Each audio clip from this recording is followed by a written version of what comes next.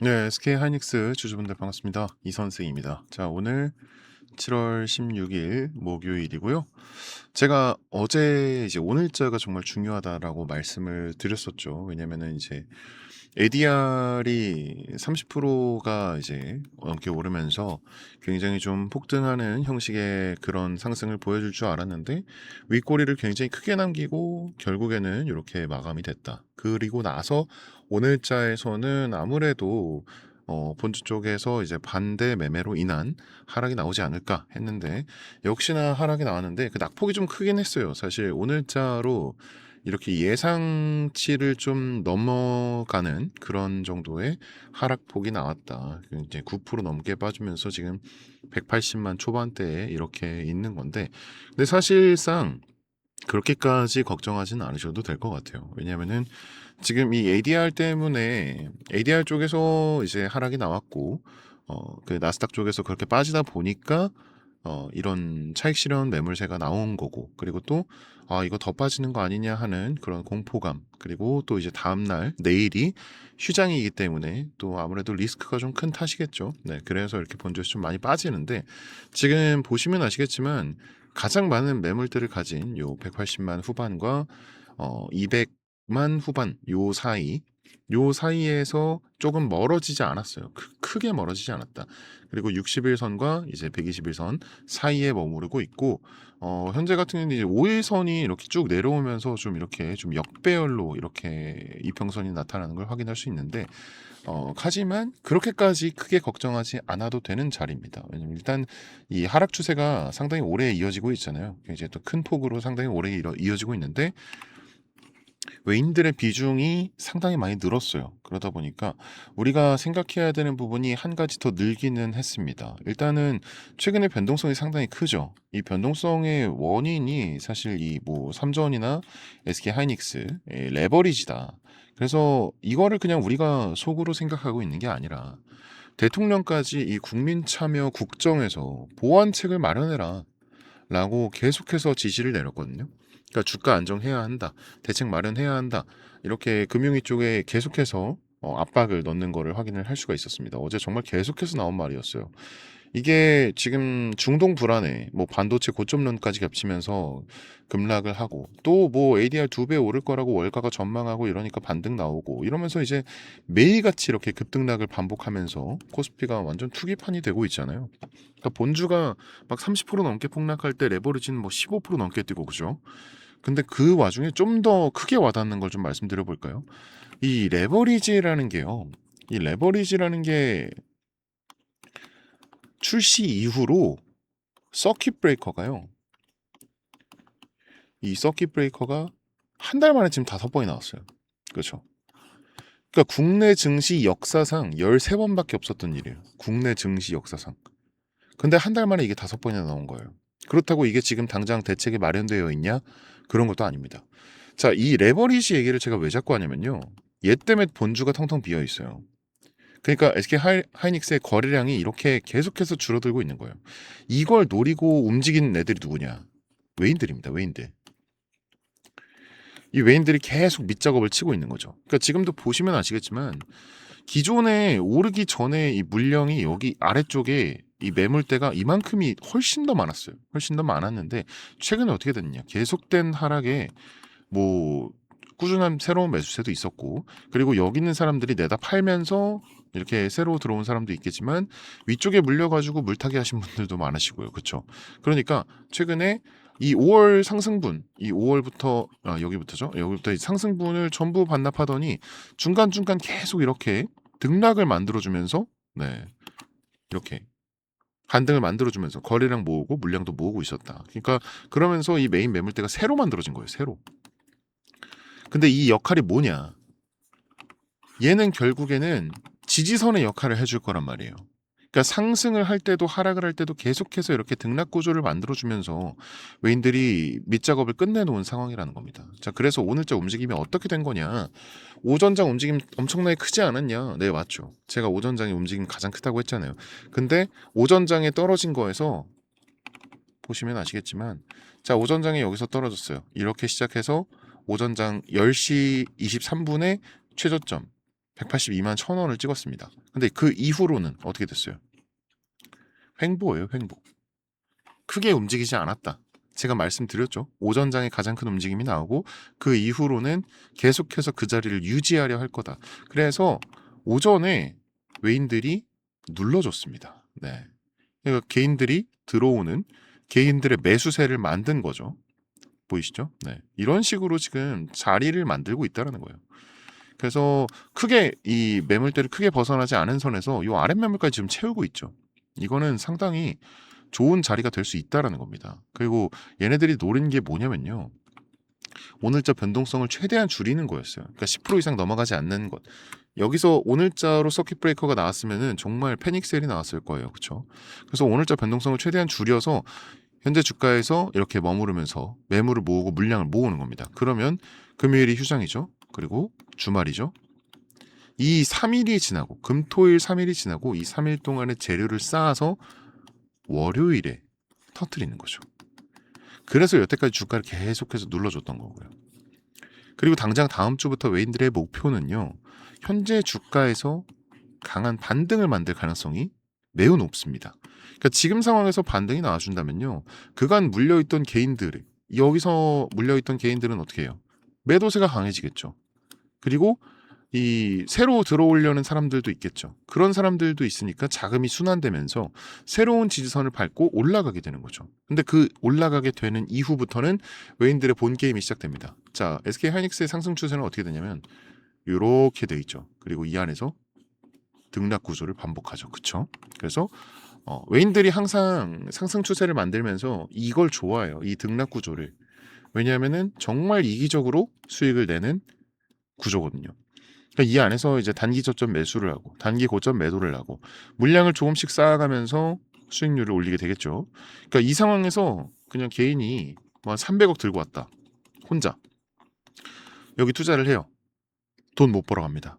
안에서 그냥 계속 흔들리다가 못 버티고 나가게 되는 그런 상황이 되는 거예요.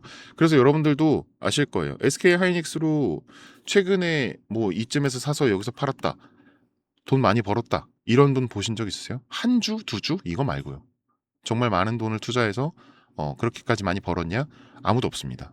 정말이에요. 그래서 우리는 이제 외인들이 이 좀 구체적으로 완벽하게 움직이기 전에 미리 선점을 해야 하는 거예요. 외인이 완벽하게 주도권을 찾고 흔들기 전에 미리 여기서 선점을 해둬야 추후에 흔들리지 않고 외인을 따라가면서 수익을 걷어갈 수 있게 되는 겁니다. 이런 추후에 들어오는 개인들이 막 한 3% 벌 때 외인은 이미 15에서 20% 벌고 이게 한 20%까지 벌어졌다. 그럼 외인은 한 이미 100에서 150%까지 벌어가게 되는 거예요. 이 차이는 결코 무시할 수 없는 수치가 됩니다. 그리고 그 시기가 정말 코앞이라는 거죠. 그래서 우리가 이제 집중해야 되는 부분은 뭐냐면요. 매일매일의 이 오전장을 좀 반드시 봐야 합니다. 그 시작은 이제 다음 주 월요일에 오전장이 되겠죠. 심지어 이번 주는 이제 금요일이 휴장이었기 때문에 만약에 이번 주에 움직이기로 결정을 했으면 당장 오늘밖에 시간이 없었어요. 그래서 오늘자로 분명한 무슨 액션이 나왔을 겁니다. 하지만 오늘자까지 나오지 않았죠. 계속해서 눌러주기만 했어요. 그렇죠? 그러니까 다음 주는 굉장히 빠르게 움직일 가능성이 높다라는 거죠. 이게 오늘 제가 SK 하이닉스에 대해서 방송을 하는 이유입니다. 네, 제가 항상 말씀드리는 게 주가가 언제 가장 크게 움직이나요? 매일 오전 장 초반에 가장 큰 움직임을 보여요. 오늘도 그렇죠. 10시까지 딱 10시까지만 가장 큰 움직임을 보인다. 그러니까 외인들이 대부분 오전에 움직임을 보이기 때문에 그 주가 영향이 굉장히 큽니다. 그래서 이제 저희 채널에서도 오늘처럼 아침마다 이제 라이브 방송을 하잖아요. 라이브 방송을 통해서 신호 드리고 대응법 알려드리고 그러고 있는데 이 직장 다니시거나 바쁘신 분들은 이 방송을 자꾸 라이브 방송을 자꾸 놓치시더라고요. 오늘자도 이만큼 떨어져서 아 이거 있는 거 다 던져야 하냐 하시는 분들이 한두 분이 아니셨습니다.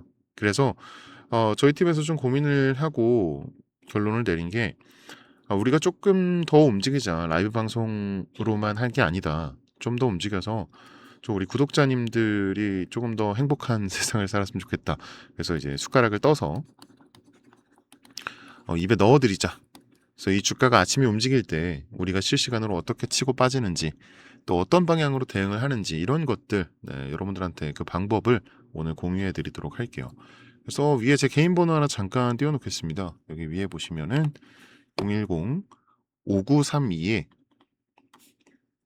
6249. 네, 5932에 6249. 여기로 SK 하이닉스니까 그냥 간단하게 하이 이렇게만 할까요? 네, 하이.